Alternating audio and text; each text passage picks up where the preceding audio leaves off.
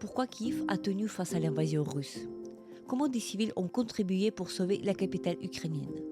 Et pourquoi l'Ukraine n'abandonne pas le rêve de libérer la Crimée? Vous écoutez le podcast L'Ukraine face à la guerre. Ce podcast est enregistré en Ukraine et par des Ukrainiens. Dans ce podcast, nous racontons comment l'Ukraine continue à vivre et à résister face à l'agression russe. Nous proposons des analyses, mais aussi des témoignages. Nous essayons de vous faire comprendre l'Ukraine, son histoire, sa société et sa culture. Je m'appelle Tetiana Ogarkova. Je suis universitaire et journaliste responsable du département international à l'Ukraine Crisis Media Center. Avec moi, Olivier Truc, écrivain et journaliste, mais aussi réalisateur de 2 films documentaires sur l'Ukraine. Ukraine, un rêve de Crimée et la bataille de Kiev, qui relate la résistance ukrainienne durant les 37 premiers jours de l'invasion russe.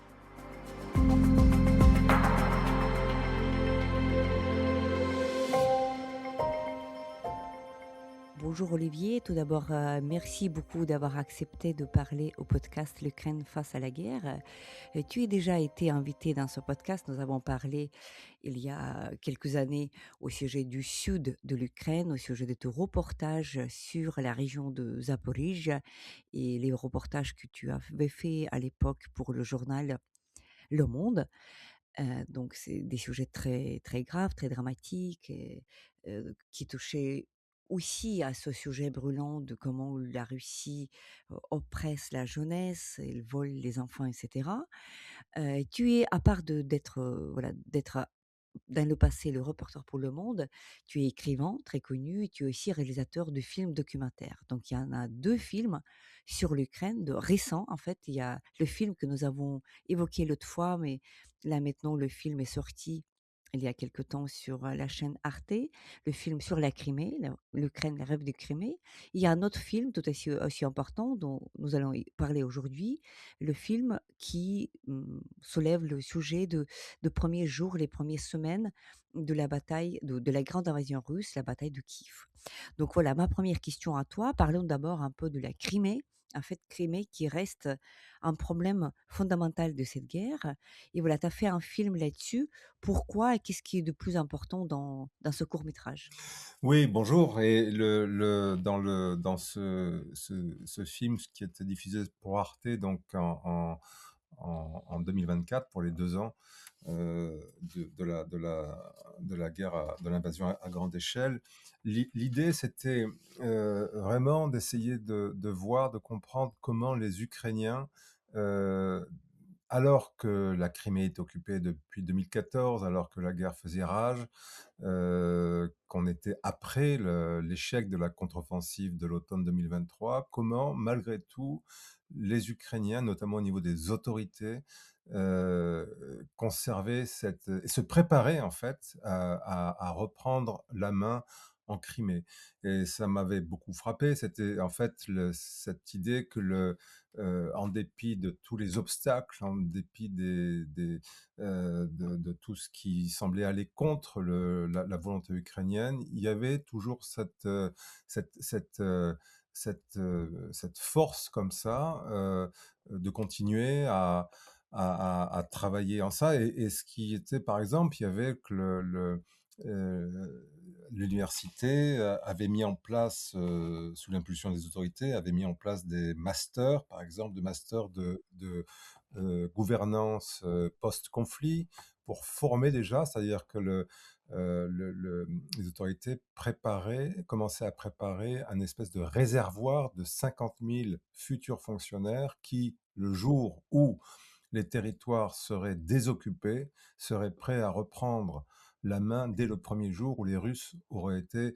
chassés des territoires occupés. Alors ça paraît, dans le contexte de l'époque, il y a 2 ans, et même vu d'aujourd'hui, ça paraît totalement utopique, parce que la situation, ben, on sait ce qu'elle est aujourd'hui, surtout avec l'administration américaine qui a actuellement très proche des Russes. On se dit que ça paraît très, très compliqué, mais il y a cette espèce d'énergie comme ça à se dire, les territoires occupés, il n'y aura aucun compromis là-dessus, c'est-à-dire que on fera tout pour les récupérer. Et il y avait à cette époque-là, quand j'ai fait le film, cette espèce de slogan qui tournait un petit peu en boucle, qui avait été lancé par Zelensky, de dire: «Tout a commencé en Crimée, tout finira en Crimée». Donc c'était ça, on avait filmé avec les procureurs de Crimée qui travaillent toujours sur des cas qui concernent la Crimée, même s'ils sont «exilés» entre guillemets à Kiev. On avait filmé un procès, par exemple, d'un collaborateur du FSB en Crimée. On avait filmé donc avec des étudiants qui se préparaient à ce master. On avait filmé avec des gens qui financent aussi des unités, des unités de l'armée ou de la défense territoriale qui travaillent spécifiquement sur la Crimée aussi pour financer des salles de contrôle de drones ou acheter des drones et des choses comme ça. Donc c'était vraiment passionnant pour ça parce que ça paraît en même temps c'est pour ça que le titre c'était un rêve de Crimée parce que ça paraît en même temps très loin, mais c'est ça qui était très frappant, je trouve, c'était cette volonté, cette énergie à ne pas laisser tomber. C'est pour ça que quand on entend les discours américains aujourd'hui, voire russes, qui disent lâcher le territoire occupé, connaissant un peu les Ukrainiens que je connais, j'ai du mal à croire que c'est quelque chose qui puisse passer auprès des Ukrainiens. Oui, donc c'est le rêve de Crimée, justement, on espère justement que ces travaux de préparation pour l'éventuelle libération de Crimée n'ont pas été totalement abandonnés, même si évidemment aujourd'hui, 2 ans plus tard, on est en 2000 au début de 2026, évidemment il n'est plus question que ça puisse faire partie de l'agenda à court terme ni à terme moyen, puisque c'est trop loin en fait. Évidemment, dans ces années-là que tu évoques dans ton film, il y avait cet élan, cet optimisme parce que l'Ukraine a tenu cette première bataille de Kiev, dont nous allons parler tout à l'heure. Après, il y avait quand même cette grande contre-offensive qui a libéré des grands territoires de la région de Kharkiv et Kherson aussi. Donc il y avait des fondements en fait pour cet espoir-là. Mais aujourd'hui, évidemment, on n'est plus là-bas, même si, j'espère et donc je suis même presque convaincue que ce travail un peu souterrain de préparation, il devrait être là, même si aujourd'hui on est quand même très loin de là. Quand on regarde, voilà ton deuxième film que nous allons parler plus en profondeur, un film qui était d'ailleurs montré, à Kiev récemment, en traduction ukrainienne.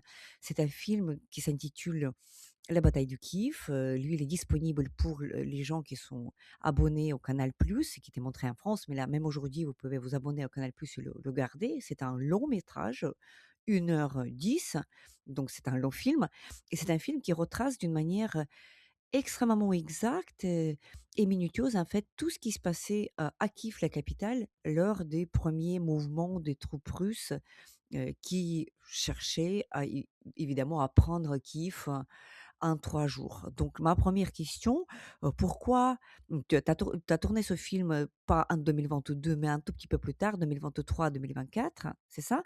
Donc pourquoi cet intérêt pour ce moment justement décisif de cette guerre?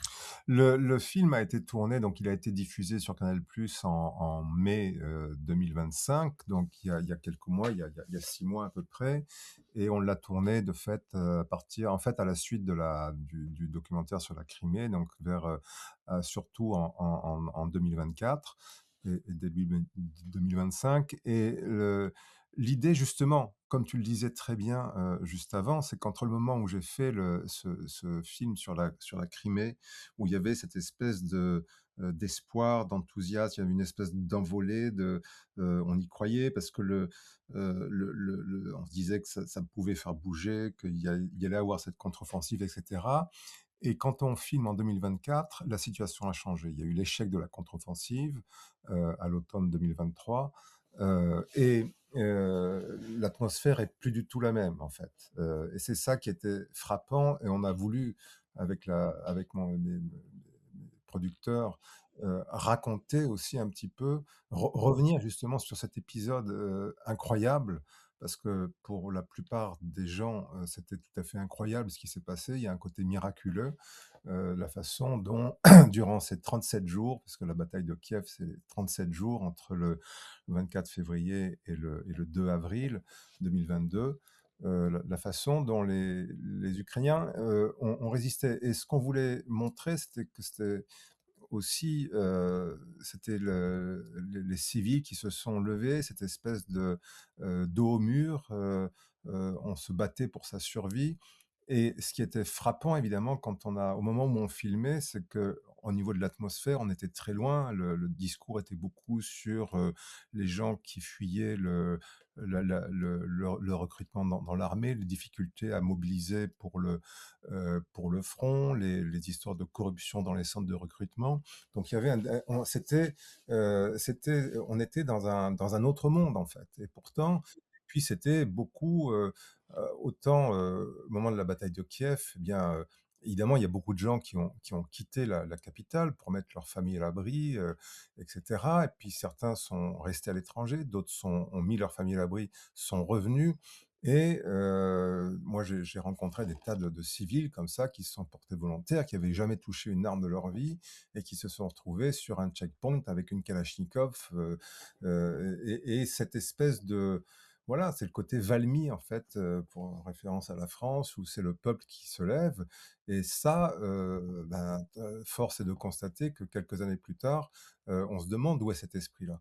Et pourtant l'Ukraine continue à résister, mais c'est vrai que l'atmosphère est totalement changée et c'est on voulait en fait, à travers ce film, re-raconter en fait cet esprit-là qui a quand même, surpris le monde entier. Et pas seulement les Ukrainiens aussi quelque part. Heu, je pense que les Ukrainiens, même si on peut dire ils étaient très, eux, ils avaient pas d'hésitation peut-être, ce qui est pas le cas, mais disons qu'ils avaient, ils se posaient pas trop de questions, il fallait résister et puis basta parce que voilà, ils avaient pas trop de comment dire? De de de d'assurance sur ce que les Russes pouvaient faire, mais en revanche, pour vu de l'étranger, c'était la fameuse, voilà, le Kiev allait tomber en 3 jours. Moi, je me rappelle très bien parce que je travaillais pour Le Monde à ce moment-là. Je travaillais beaucoup dans les pays baltes, en reporter parce que les Baltes pensaient qu'après la chute de Kiev, au bout de quelques jours, ce seraient eux les prochains et au journal, ils me disaient: «Dépêche-toi de faire tes articles, sur les Baltes parce que l'Ukraine va peut-être bientôt tomber». Donc c'était vraiment cet esprit-là incroyable, quoi. Mmh. Il y avait cet aspect de miracle, en fait, même si au fond, évidemment, nous avons tous, moi aussi, personnellement, j'ai des souvenirs de ces premiers jours et semaines de l'invasion russe. Je me rappelle qu'il y avait pas de moment où on perdait l'espoir.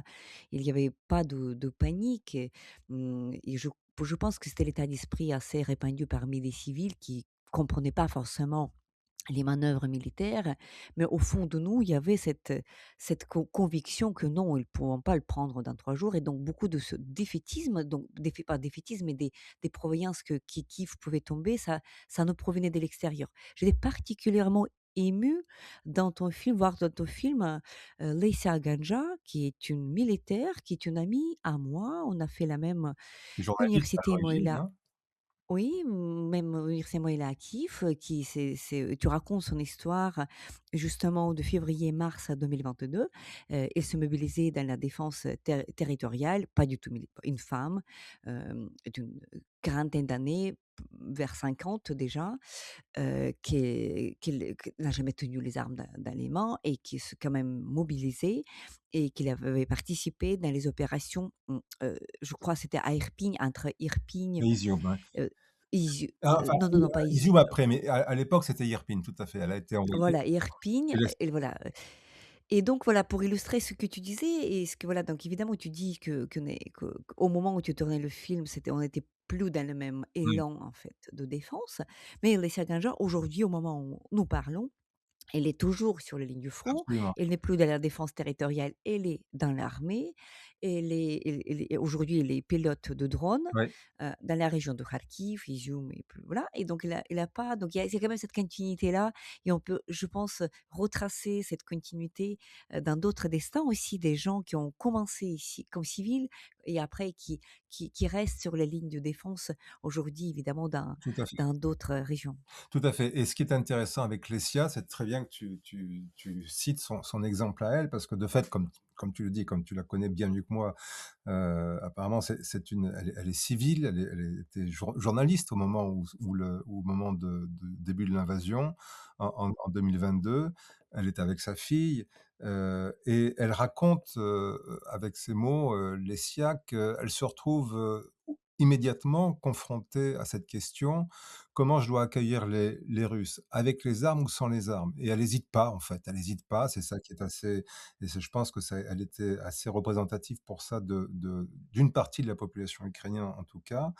Et ce qui m'avait frappé dans son témoignage, Lesia, je parlais d'Izium parce qu'on l'a interviewée à Izium, mais ce qui m'avait frappé dans son témoignage, c'est qu'elle raconte cette première journée, du 24 février. On n'a pas pu malheureusement tout mettre dans le documentaire parce qu'on a plus d'une vingtaine de personnes qui sont interviewées dans ce documentaire, mais elle raconte comment, elle se précipite tout de suite à un centre de recrutement de la défense territoriale pour se porter volontaire, et elle fait la queue toute la journée. C'est-à-dire ce 1er jour de 24 février 2022, elle est là à faire la queue devant un centre, dans un centre de parce qu'il y a tellement de monde qui a afflué pour se porter volontaire. Elle fait la queue, elle retrouve dans la queue, un ami à elle, parce qu'elle fait de la voile, aussi, Lesia. Elle retrouve un ami qui est skipper, qui pilote des bateaux, puis ils discutent comme ça, ils font la queue, ils râlent parce que ça va pas vite, parce que voilà. Et elle dit: «Mais qu'est-ce qu'on peut faire?» Parce que à la fin du premier jour, on les renvoie en disant: «Désolé, il y a plus rien pour vous». Donc ils finissent ce 1er 24 février sans avoir d'armes, sans avoir pu s'inscrire, et cetera, et avec son copain retrouvé par hasard, dans la queue, ils se disent: «Bon, on va pas rester les bras croisés», et ils se disent: «On va faire comme on a fait à Maïdan», parce que ça, c'est important aussi. C'est ces gens qui sont passés par Maïdan. Elle dit: «Eh ben, on va faire ce qu'on a appris à faire à Maïdan, on va faire des cocktails Molotov». Et ils partent dans le garage, du copain, où ils retrouvent en fait les réflexes de Maïdan, c'est-à-dire faire des cocktails Molotov pour aller, se préparer à repousser avec ce qu'ils peuvent, des chars russes. Donc c'est cet esprit-là qui est incroyable. Et après, le lendemain, elle y retourne, elle finit par se faire, recruter finalement, à devoir apprendre, et on l'envoie, sur la ligne de front, du côté d'Irpin, à tenir une position, dans un coin qui s'appelle le carrefour de la Girafe, là, près d'un pont, entre Irpin et Boutcha, et voilà, elle tient la position là, à courir, à faire du ravitaillement, de la logistique, et à tenir, à faire la sentinelle pour empêcher les Russes de venir. Et de fait, maintenant, elle fait partie de ces civils, heu, qui ont signé leur contrat, qui sont sous l'uniforme toujours, et elle est devenue de fait opératrice de drone maintenant, et elle continue, et sans savoir, et Lesia, elle est très typique aussi, je trouve, de beaucoup d'Ukrainiens qui ont cet esprit très indépendant, heu et elle dit: «Bon, c'est vrai, quand on vient du journalisme, où on est habitué à être très, très indépendante, très autonome, tout ça», elle se retrouve tout d'un coup à l'armée, à devoir obéir à des ordres, à devoir, comment dire? Se plier à une discipline qu'on comprend pas toujours, qu'on a parfois du mal à accepter, mais on n'a pas son mot à dire, et c'est comme ça. Et en imaginant que les gens, les officiers supérieurs savent ce qu'ils font. Mais elle est, voilà, c'est cette détermination qu'il y a aussi, cette fatigue aussi, il faut pas se voiler la face, hein. C'est tout ça. Mais c'est vraiment, elle est un personnage extraordinaire, pour ça. À la fois banal, j'ai envie de dire, parce que c'est le destin de beaucoup d'Ukrainiens, le destin de Lesia, et puis extraordinaire. Oui, il faut y rajouter aussi un aspect, voilà, c'est Alessia est une femme aussi dans sa réflexion autour de la guerre, c'est peut-être pas dans le film, mais elle évoque d'une manière régulière aussi les difficultés supplémentaires qui étaient liées au fait qu'elle est femme, Bien sûr. et donc voilà. Un autre aspect qui m'a, beaucoup, beaucoup intéressée dans ton film, c'est que là, tu viens de décrire en fait cet état de mobilisation totale, les cocktails Molotov, société civile, Maïdan, les gens, bah, les civils qui savent pas ce que c'est la guerre, mais qui essaient de se mobiliser, et donc là, tu fais parler dans ton film, ce gars-là qui est du renseignement et qui dit, voilà, même des conflits et des accidents tragiques, ce qu'on appelle les feux amis, en fait, Ouais. les bavures, quand, il y avait par exemple tout ça parce que entre l'armée professionnelle d'une part et cette défense territoriale qui était en train de se former, qui en fait était une armée civile Ouais, et donc l'absence de coordination et ça, c'est un aspect, évidemment tragique et bien sûr, il est pas mis en avant, quand on est en Ukraine parce que ce sont des choses qu'on on n'est pas fier de cela, mais ça existait et tu montres justement dans le film un épisode très grave là où il y a cette défense antiaérienne ouais, avec leurs véhicules qui arrivent et qui sont littéralement tués par, on peut imaginer, par des civils qui viennent tout à fait. s'armer peut-être il y a 2 heures. C'est tragique ça. Tout à fait. Il y a eu des épisodes comme ça, on m'en a raconté d'autres qui étaient encore plus tragiques parce que celui qu'on montre pour lequel on a la vidéo, le film, on voit de fait, c'était un un un camion improvisé de défense antiaérienne, qui se précipitait en fait parce qu'il y avait pour aller, intervenir sur une arrivée de je sais plus si c'était d'hélicoptère ou d'avion, donc il se précipitait à fond, à fond, à fond. Et puis il y avait un checkpoint où il y avait, comme tu le dis, de fait des gens qui n'étaient pas habitués, qui ne connaissaient pas les procédures et qui avaient peur parce il faut se rappeler aussi. Moi, j'ai pas vécu, il faut le préciser, j'étais pas à Kiev, j'étais pas à Kiev Tu travailles avec les à archives, ce oui. moment-là. J'ai travaillé avec des archives, et cetera.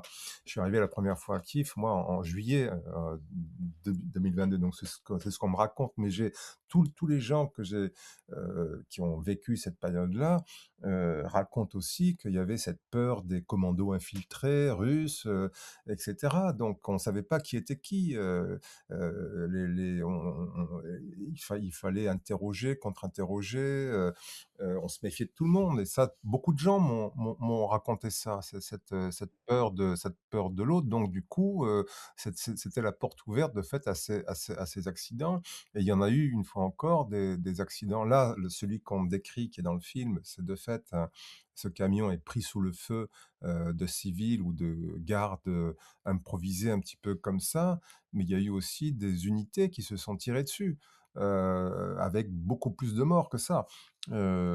C'est après quand dans les guerres des tirs amis, il y en a tout le temps, malheureusement. Mais c'est vrai que c'est traumatisant. C'est traumatisant pour les gens, c'est traumatisant pour tout le monde, en fait, mais c'est en fait, je pense malheureusement un peu inévitable surtout dans les conditions qui étaient celles où,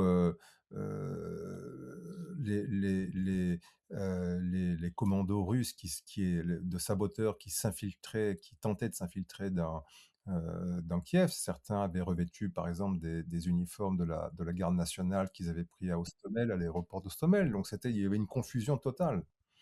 Oui, une paranoïa, c'était ce climat de paranoïa et mais voilà, tu fais, heureusement dans les films ce rapport, donc il y a un autre gars qui s'exprime et qui dit que cette absence de coordination. Ça, c'était dans l'épisode autour de À Moshun, nous allons y Mochoun, revenir. c'est incroyable. Donc là, il y avait l'armée, il y avait garde nationale, il y avait Il y avait tout le et donc monde. et ça, c'était la faiblesse, mais d'autre part, c'était aussi la force de Tout à cette fait. défense ukrainienne parce que les Russes, ils pouvaient pas cibler ou déterminer ou cibler un seul centre de Exactement. prise de décision, de ravitaillement, voilà, de comment on fait les armes et cetera. Donc voilà, donc ça faisait la faiblesse parce qu'il y avait justement ce phénomène de feu ennemi, mais il y avait aussi la force parce que on pouvait cette décentralisation, si on peut dire comme ça, militaire, avait aussi les avantages. Il a aussi joué un rôle plutôt Absolument. positif pour la défense. Absolument, c'est ce que raconte cet officier Anton, qui est de la 72e brigade, à l'époque, et dans l'interview, on a aussi le général Sierski qui raconte un peu cet épisode de Moshun, qui était vraiment extrêmement dramatique parce que c'était le dernier verrou, de Kiev, en fait, en mars 2022, et si les Russes, arrivaient à percer à travers le village de Moshun, à travers cette petite route de forêt, ils pouvaient se déverser directement sur Kiev et faire tomber Kiev. Donc il y a eu cette espèce de ruée justement de toutes les unités, de civils aussi, des pompiers. On m'a raconté qu'il y avait des pompiers qui étaient Anton, cet officier de la 62e brigade, raconte comment il a vu des policiers y aller avec simplement leurs pistolets contre des mitrailleuses russes c'était incroyable. Les Russes avaient des drones aussi à l'époque. Les Ukrainiens avaient très, très peu de drones encore à l'époque. Et ça aussi, c'est un marqueur historique parce qu'on se réalise en faisant ce film que combien la guerre a changé d'aspect. Mais sur Moshun, c'est vrai que Anton décrit ce chaos de coordination. Il dit, mais les gens, il y avait des civils qui allaient, qui se précipitaient par cette petite route de forêt là pour essayer de faire tampon face aux Russes. Mais après, bah, ils étaient en civil, ils avec leur voiture de civil, et puis quand ils étaient fatigués, ils repartaient chez eux, ils allaient acheter de l'eau à la station-service. Et donc c'était, comme tu le dis, et comme le dit Anton dans le film, il y avait pas de quartier général à taper en fait. C'était tout le monde. Et même si d'un côté on a Sierski qui dit c'était un problème de coordination, mais de fait c'est en même temps ça sans doute qui a permis aux Ukrainiens dans ce bordel ambiant, si tu me pardonnes l'expression, en même temps de remporter cette victoire ultime qui, au final, après après qu'ils aient réussi aussi à faire sauter le barrage d'Irpin, qui a inondé les berges de Moshun et qui a bloqué l'avancée russe, a finalement sauvé Moshun et sauvé Kiev. Mmh. On a visité Moshchun à plusieurs reprises. Évidemment, c'est un des endroits des plus détruits Ouais, de cette bataille de Kiev. Nous avons évidemment beaucoup parlé avec des civils et je me rappelle à chaque fois quand on se rend, il faut préciser à nos auditeurs que Moshchun, c'est un tout petit ouais, village de à peine 2 000 habitants. En fait, c'est un village où les gens de la capitale au avaient nord-ouest, souvent leur dacha, leur tout à fait. maison d'été. Et donc là, ils racontaient, à chaque fois on venait, ils racontaient cette mobilisation extraordinaire des habitants de Moshchun. Ils creusaient des tranchées. Actuellement, on peut y retrouver une espèce de lieu de mémoire Mmh, avec les portraits des soldats de 72e brigade, mais tout aussi autres civils, tout à fait. autres qui ont perdu leur vie là-bas. Et donc pour eux, c'était voilà, donc un moment décisif et voilà. Tu as évoqué cet épisode, ce moment absolument important lié à inondation et Ouais, donc ce qui était absolument choquant et archi important dans ton film parce que tu donnes le nom et prénom et le contexte en fait et ça, c'est pas une chose que tout le monde connaît. Comment est-ce que cette décision de sauver Kiev par l'eau a été née? Et donc, j'étais très surprise de voir le visage et puis d'apprendre en fait que c'était un civil qui se exactement, présentait personnellement dans un bunker, de exactement. C'est Sersky, incroyable. autre haut commandant. Raconte-nous cet épisode. Donc Sacha Dmitriev, qui est de fait un civil, qui est un homme d'affaires, qui a des terrains dans cette région-là, dans le nord-ouest de Kiev, donc, hein, autour de Irpin, Moshun, tout ça, et qui va frapper de fait un jour. Donc on est début mars, hein, à ce moment-là. Donc il y a déjà le front qui s'est déplacé, Boutcha est occupé, enfin il y a le front est sur la rivière Irpin. Sacha va frapper à la porte du bunker de Sierski, Sierski qui est donc à l'époque est le commandant en chef de la défense de Kiev, hein. Il est chef d'état-major de l'armée de terre, mais aussi il a eu le poste de Jaloujny, la responsabilité d'être le défenseur en chef de Kiev. Et donc il y va dire, ben voilà, moi je connais bien le coin et je sais comment on pourrait faire. Et alors, ce qui se passe, ce qui est intéressant d'ailleurs, ça c'est une petite parenthèse, mais quand je rencontre Sacha à Kiev pour le tournage, euh, au début, il me dit, oui, non, donc on a dynamité, et puis ça a marché tout ça, et puis, mais il y a eu un problème. Et en fait, ce qui m'a frappé en faisant ce film, c'est que les gens, déjà, mais c'est ce qui est normal, il s'est passé tellement de choses. Ils ont déjà oublié un petit peu la chronologie de ce qui s'est passé pendant cette bataille de Kiev. À savoir que c'est parce que c'est par mes recherches que j'ai compris qu'il y avait eu en fait 2 tentatives d'explosion, de dynamitage, du barrage de Kiev, que la première avait échoué.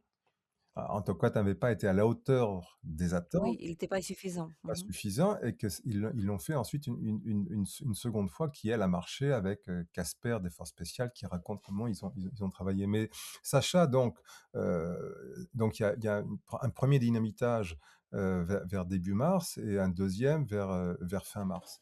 Et, et donc, le barrage d'Irpine, donc ils essayent par tous les moyens parce que c'est vraiment sur la ligne de front, donc il faut essayer euh, de tirer dessus. Et ils arrivent finalement à le dynamiter.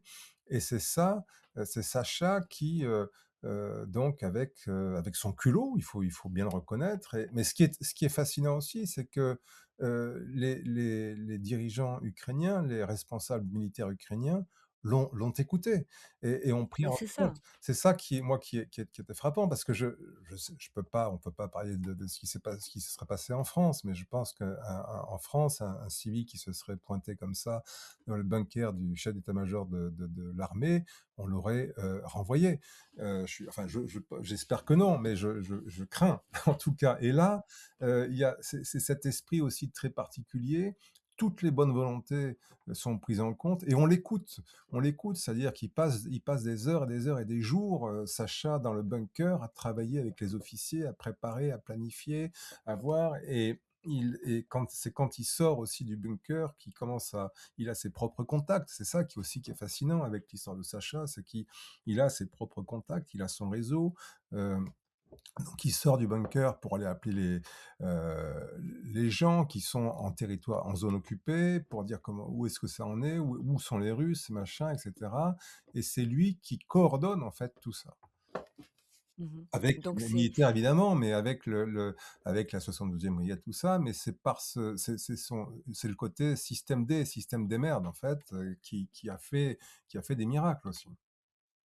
Mmh. Il y a un autre épisode, qui est très touchant et très fort, dans le film, et heureusement, qu'il est là. C'est l'histoire de ce jeune garçon de 18 ans, je crois, au départ, Voilà, ouais, qui apprend à manier un lot, c'est ça, en 40 secondes, ouais, qui incroyable, abat un char et qui malheureusement est capturé après prisonnier avec toute une unité, c'est ça? Et exactement. que en fait, ce qui est très heureux dans le film, que tu puisses le retrouver 2 ans et demi plus tard quand il était échangé Ouais, comme prisonnier. Donc on voit aussi que la bataille de Kiev, c'était pas uniquement glorieux, qu'il y non, avait aussi des prisonniers non seulement des tués, évidemment, des pertes, on en savait, mais il y avait aussi des prisonniers qui ont été envoyés. Raconte cette histoire, est-ce qu'on oui. sait davantage sur le sort de ce garçon? Nikolai, donc, de fait, il était dans une école de transmission de l'armée dans la région aussi, dans la région d'Irpine, etc. Donc, c'est des conscrits, hein, c'est pas des militaires professionnels, c'est des conscrits et ils sont retranchés donc dans leur caserne, entourés, cernés par les forces russes. Et voilà, ils se défendent comme ils peuvent, ils résistent.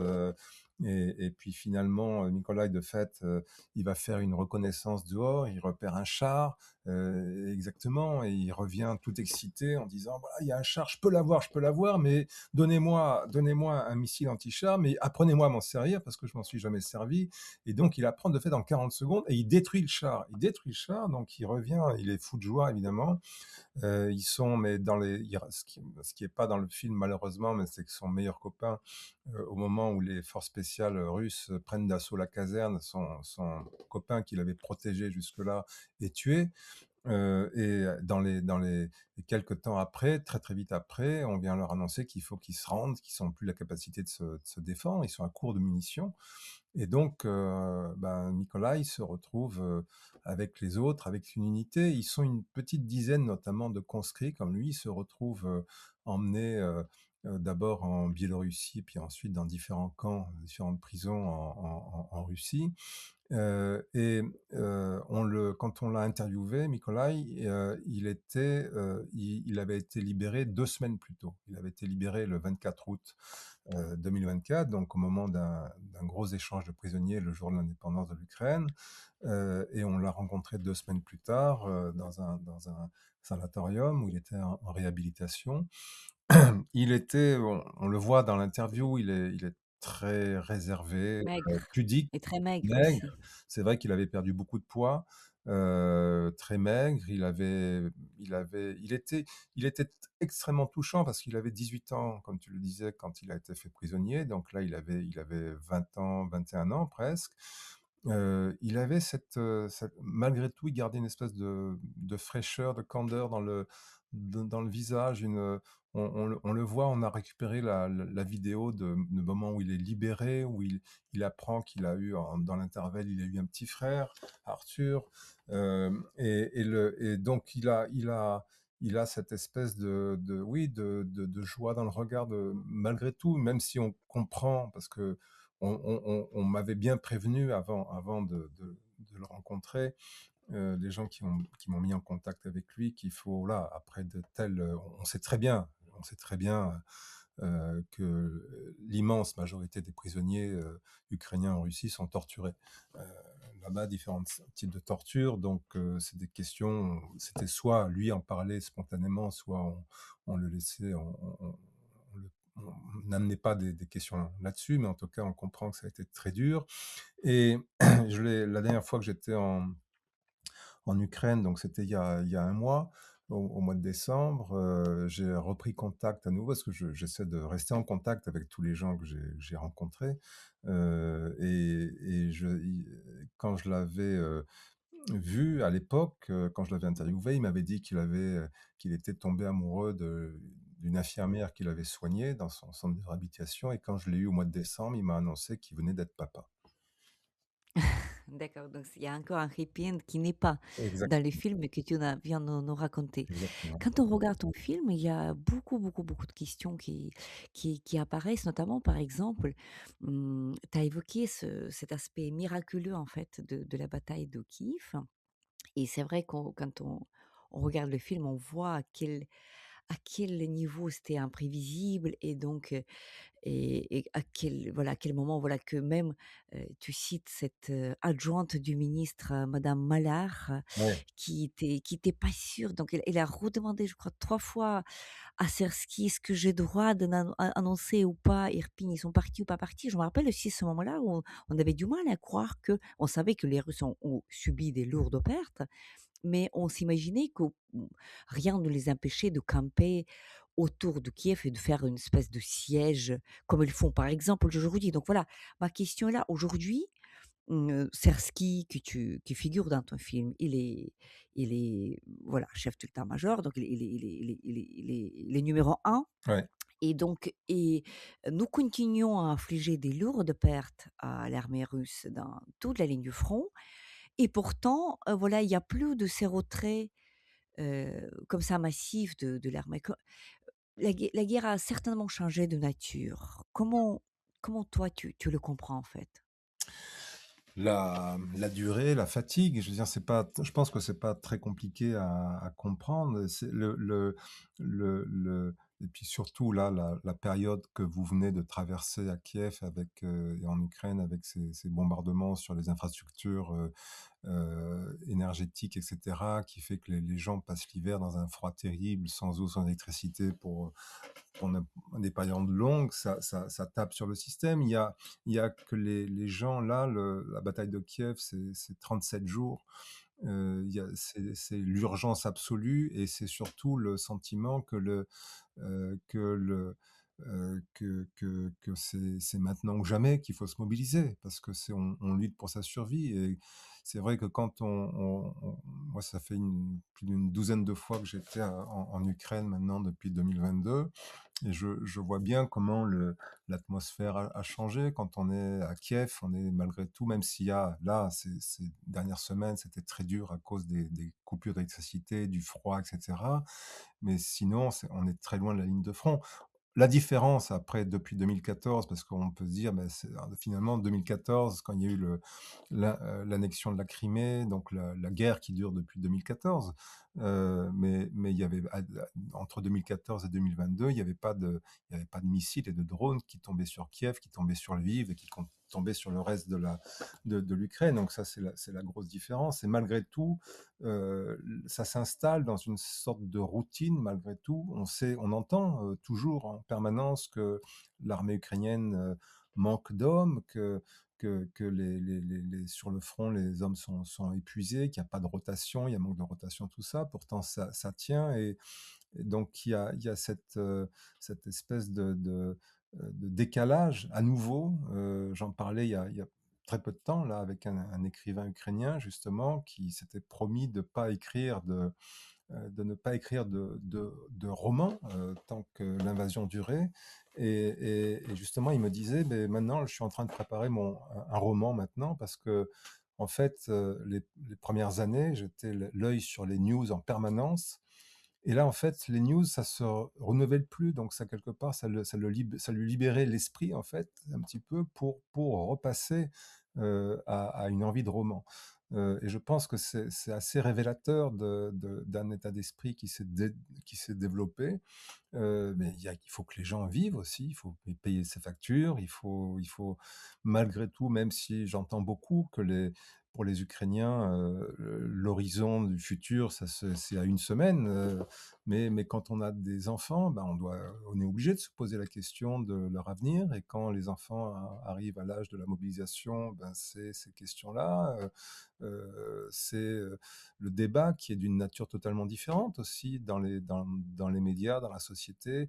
Une fois encore, cet esprit de résistance qui est évident en 2022, au moment où Kiev est menacé, où toute l'Ukraine est menacée, c'est aussi aujourd'hui de se dire finalement, c'est quoi le bon choix pour soi, pour sa famille dans la durée. Donc Mmh.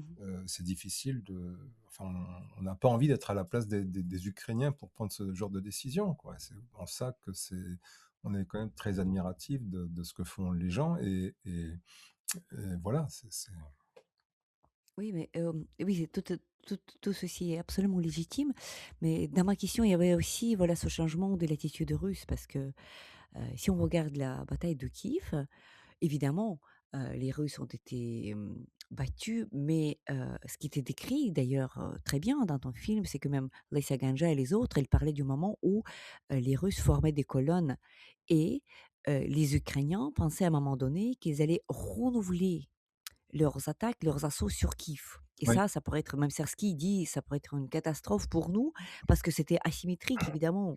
Mais ils se sont retirés. Aujourd'hui, malgré les lourdes pertes, aujourd'hui, il y a un nouveau ministre de la Défense, oui, monsieur Fedorov, oui. qui a fixé un objectif stratégique.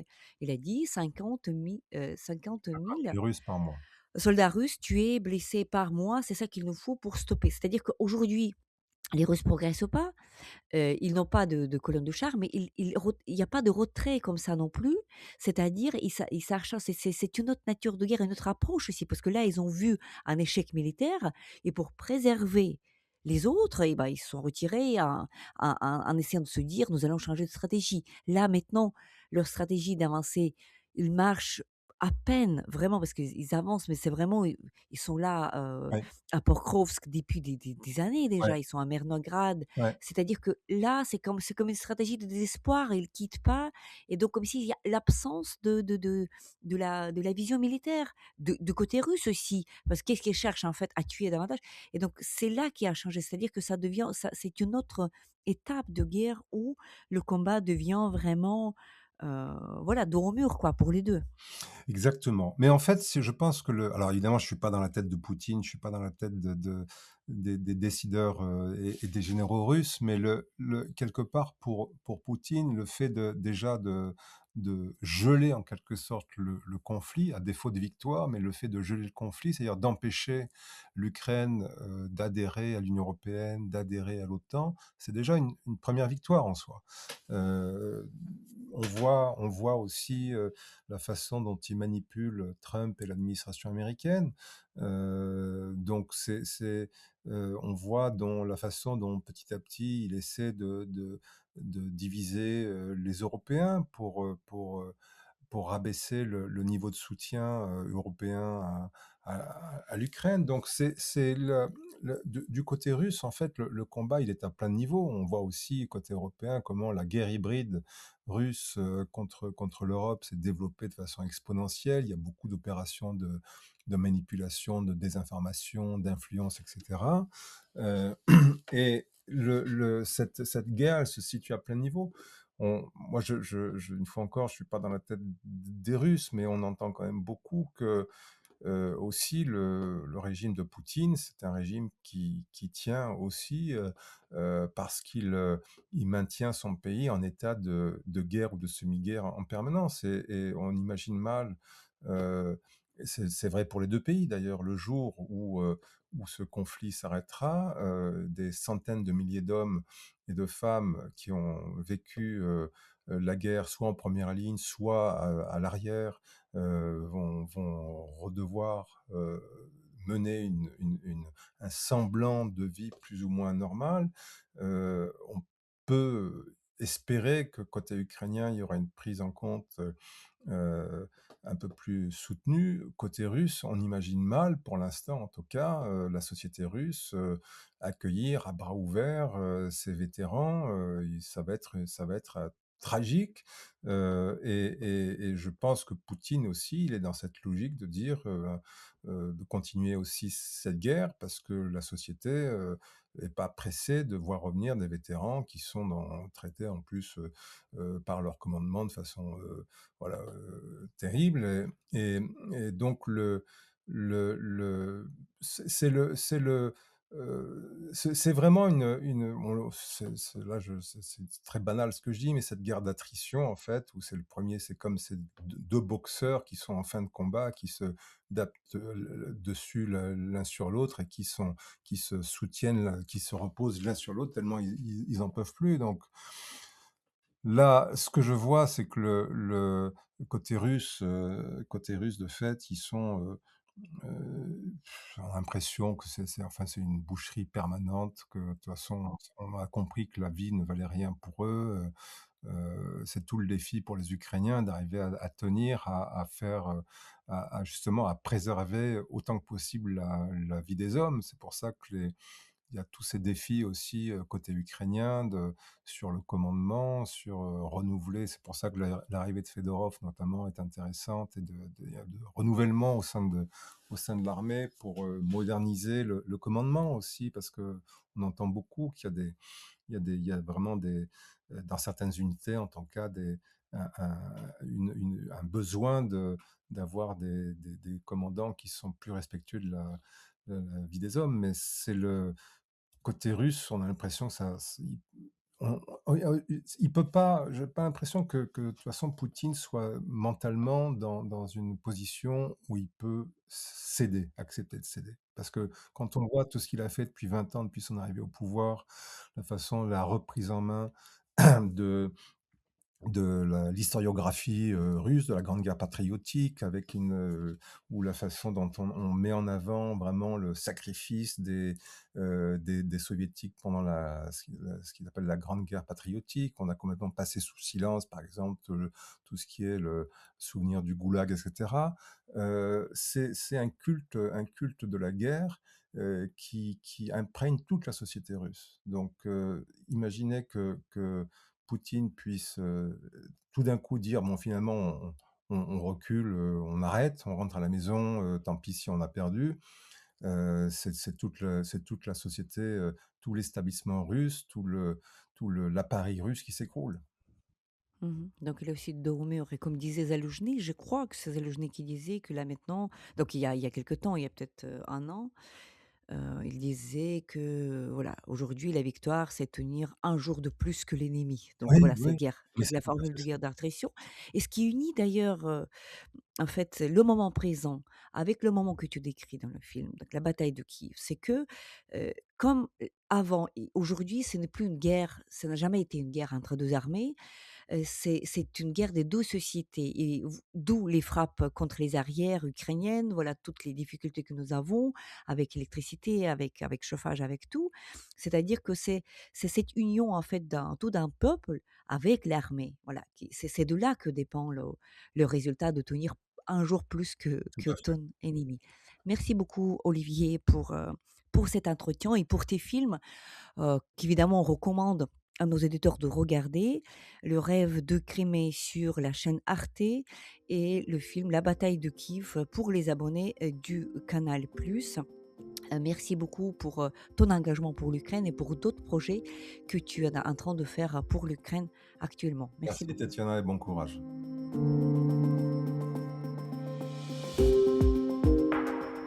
C'était le podcast L'Ukraine face à la guerre. N'hésitez pas de partager cette émission. Nous n'allons pas tarder à enregistrer et diffuser d'autres épisodes. Je m'appelle Tetiana Ogarkova, j'étais accompagnée par Olivier Truc, écrivain et journaliste, réalisateur de 2 films documentaires sur l'Ukraine. Ukraine, un rêve de Crimée et la bataille de Kiev, qui racontent la résistance ukrainienne durant les 37 premiers jours de l'invasion russe.